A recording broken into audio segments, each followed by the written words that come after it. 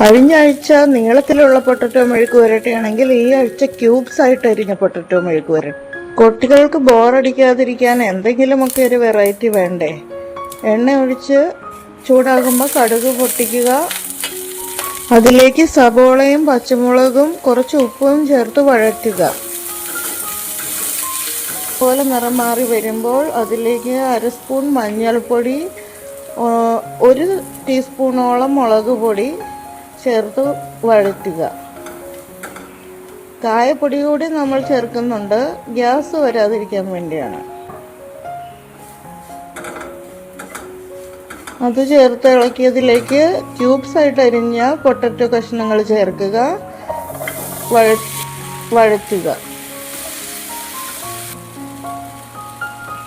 അതിലേക്ക് കുറച്ച് വെള്ളവും ചേർത്ത ശേഷം കുറച്ച് കരിവേപ്പില കൂടി ചേർക്കുക. ഇത് ആദ്യം ചേർക്കേണ്ടതായിരുന്നു, അന്നേരം ഞാൻ മറന്നു പോയതുകൊണ്ട് ഇപ്പം ചേർത്ത് ഇളക്കുന്നു.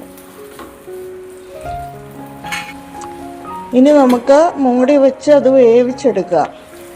ഇടയ്ക്കിടയ്ക്ക് തുറന്ന് വെച്ച് ഇളക്കുക.